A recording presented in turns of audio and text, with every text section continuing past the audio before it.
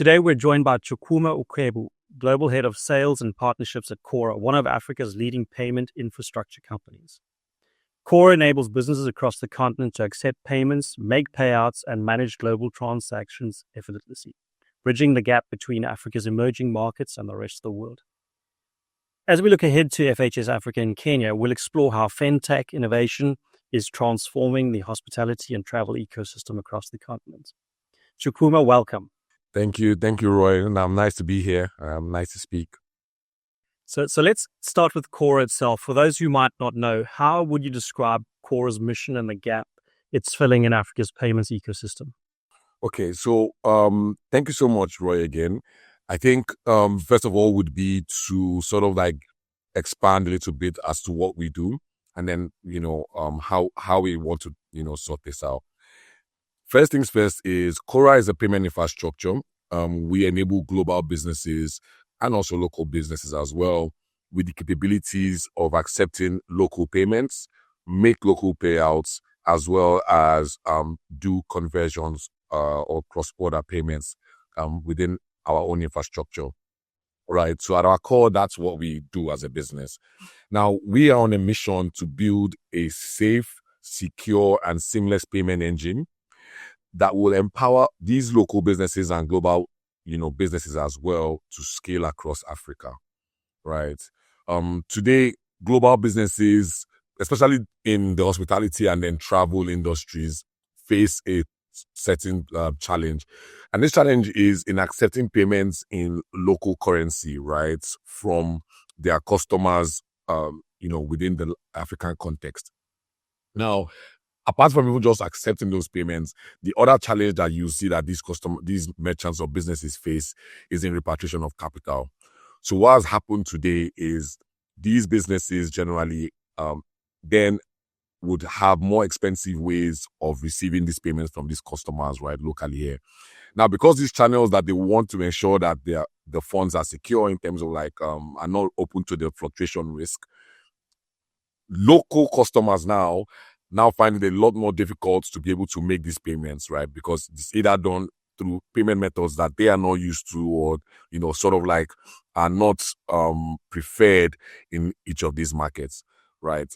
Where we come in as a business is to ensure that this gap between what the businesses need to ensure that they are profitable and, they are scalable, and then the customers at this side, we bridge that gap to, ensure that both parts of this particular chain are connected.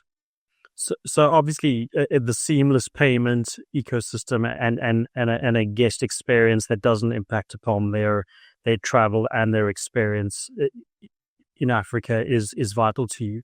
So Africa's hospitality and travel industries are booming at the moment. Investments and regional connectivity is growing. So how is Cora enabling digital transformation in these sectors? And as you mentioned, I'm assuming obviously placing itself at the forefront of those seamless payment experiences and guest experiences. Okay, so today, right, and I'm going to paint a very vivid picture. So today, global businesses, I've touched on the challenges that they face, right? And I just want to unpack that a little bit so that we have a clear understanding. So today, if I wanted to book a flight, for example, and I wanted to go to London or anywhere, what happens is that from Nigeria, and I want to go, let's say, Virgin or any of these flights, operators. The biggest problem I have as a customer is that I cannot pay with Naira as it stands, right? And this is across Africa. So you end up having to pay in USD. The reason for this is, and I imagine, is that the businesses itself, the airline, Virgin or whoever, doesn't want to be exposed to fluctuation risk, right? Where a market like Africa, where the currency devaluation or the fluctuation between the currencies against the USD changes every minute, right? So for these airlines to remain profitable and to scale, they then have to receive actual USD from their customers when they want to make these payments. Any other place in the world, this is not a challenge, right? But in Africa, it is, because the real problem in Africa is that there's sort of like a lack of access to, the USD currency. So if I want to, and I'm talking from as a consumer, as a customer now, if I want to make these payments, what happens is that I end up having to A, go look for a USD card, or B, it just drops off, right? Or I go through a travel agency or whatever. But as a customer, I would prefer to pay with Naira. If it's $1,000, I would prefer to pay the equivalent of $1,000 at the time where I am making this booking, right? And this is not just for aviation, it's also hotels and all of that. So I want to be able to make this booking with my local currency. So from a consumer standpoint, that's the first problem. From the business standpoint, is I don't want to receive the local currency, right? Because once I receive the local currency, by the time I'm ready to do my settlements or get the funds, the capital repatriated, it can either devalue, right? So that's a huge challenge. But what we've been able to do at Cora, and what makes us a business at its core, is that okay, with one single API, we can ensure that the customer's problems are solved. That is, the customer can pay with Naira, pay with Kenyan shillings, pay with South African rand, right? And then that single API also does an instant conversion so that the merchant, in this case, the airline, would receive the exact value in USD, right? So that's the way we've been able to bridge that gap to ensure that it's easy for the businesses to scale across Africa and for the customers to, be able to make these payments. So from an innovation and digital transformation standpoint, this alone would reduce the number of drop-offs that the airlines would have from people booking tickets, or not just airlines, but even hotels, people trying to make bookings, from anywhere in Africa. So we've talked about some of the challenges, but I think for Africa, I think there are immense opportunities in the fintech space, and especially in the hospitality space and aviation space. We've seen a major growth in regional post-COVID. We've seen a growth in regional and continental travel, which is exactly at the nexus that Cora will be operating. So what I'm seeing is obviously you're providing a really great solution, has the advantage of not having legacy financial systems that they need to overcome to begin implementing some of these fintech solutions very rapidly. So that's pretty exciting for regional operators in the hospitality space to look at something like your solution and say, look, we can take multi-denominations from multiple jurisdictions and wherever our operations are located and put them into a seamless business a payment system. So I think from that point of view, am I correct in understanding that's your unique selling proposition for the hospitality industry? 100%. The unique selling point here is that the big players in the hospitality, vertical, which is obviously the merchants and the businesses, don't need to do multiple integrations, don't need to deal with, different settlement partners or different payment partners. With one API, they have access to all of these markets that are available to them. With that same API, they have conversions done instantly, right? And then all of this happens, quick settlements as well. So yes, 100%. So I mean, we've seen the phenomenal success for companies like M-Pesa in the region doing exactly that, taking a challenge, overcoming in a uniquely African fashion, being quick to market and providing a really seamless solution, which is, it sounds what CoraPay is doing. What I wanted to ask you, the African tech landscape is evolving quite rapidly. So how do you see the future of the payment infrastructure shaping business operations and customer engagement on the continent? Okay, so one thing that in my experience that I've seen across all the markets and places that I've been to is that in reality the African payment landscape is one of the most advanced in the world, right? In terms of the speed of settlement, in terms of how quickly funds are quote unquote able to move around, albeit within the I'll call it within the territories, right? So if you take M-Pesa as an example in Kenya, the speed with which transactions are done in M-Pesa is in less than 2 seconds, right? You can pay a bill, you can book a flight, you can, buy goods, you can even transfer funds, right? At any time in the day, very quickly. However, that is within Kenya, right? If you come to Nigeria, the speed of doing bank transfers or mobile wallets, where if you want to make a deposit or send money to someone using OPay or, any of these consumer apps, it's also very quick, right? And that's what African countries and, payment systems are sort of like evolved to, right? Of course, we can talk about the reasons why that is the case. But the main thing is that within the bounds of these countries, payments are very, very quick, right? And as advanced as anywhere in the world. Where the challenge does lie is now intra Africa or inter these countries. So being able to do the same thing from Nigeria to Kenya or from Kenya to Nigeria or Kenya to Tanzania and having all of those payments, right? I would see in the next 5 years that there would be a lot more connectivity between African payment systems, right? Where as a Nigerian, I should be able to, with Naira, be able to make certain payments and then buy goods or, do business essentially, with other African countries.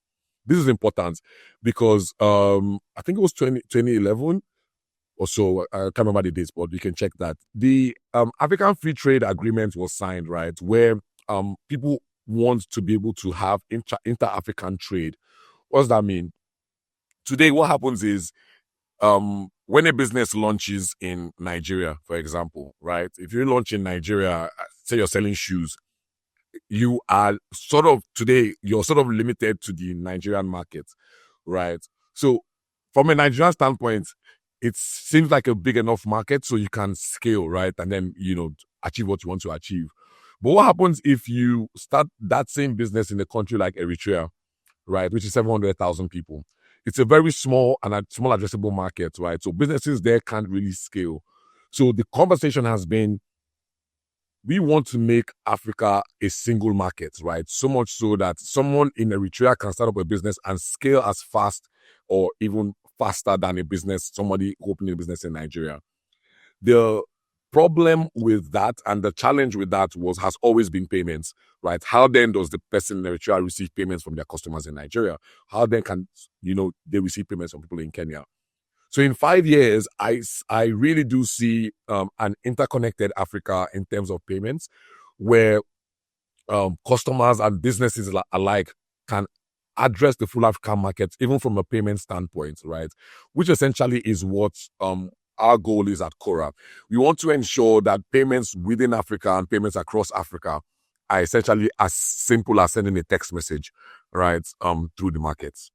I mean, that's really welcome news for any international operators looking to get involved in Africa, invest in Africa in the hospitality sector. Is the understanding and the perception that Africa has world-class solutions to facilitate multi-jurisdictions, multi-denominational payments across borders and make the operational aspect in terms of finance a seamless one. Chikuma, what I wanted to ask you was, this is obviously, Cora is going to be one of our partners at FHS Africa in Kenya. We're really excited about that, mainly because we're also evolving our fintech understanding, which is a vital part for any hospitality operator, owner, or investor, is to understand exactly that, how seamless it can be, and some of the solutions that companies like Cora Pay bring to that party. I foresee also, obviously, with the massive growth in regional intercontinental travel, these solutions, these fintech solutions for the industry will become ever more important. So my question is this, actually, is what do you foresee in terms of your first foray into FHS Africa? We have a C-suite decision maker audience that are focused on new solutions. What do you hope to achieve from your involvement with FHS Africa? Thank you. First of all, I'm really looking forward to meeting people. I think one of my, the things I love the most about my job is that, I get to interact with different people from different parts of the world and sort of like experience culture. So that's more from a personal standpoint. From, from a business standpoint, I think, number one would be, I would say education, sort of. And what do I mean by education? So I've attended a few events where, especially within the hospitality space, and there's a little gap in understanding how best hospitality can scale in Africa. right? I'm sure it's no news anymore, about the huge potential that the hospitality industry is gaining in Africa, right? You think about, for example, in Nairobi or at the Masai Mara, where you have Marriott trying to build one of their biggest hotels currently, right? Just for people to be able to integrate with the wildlife that you see in Kenya, right?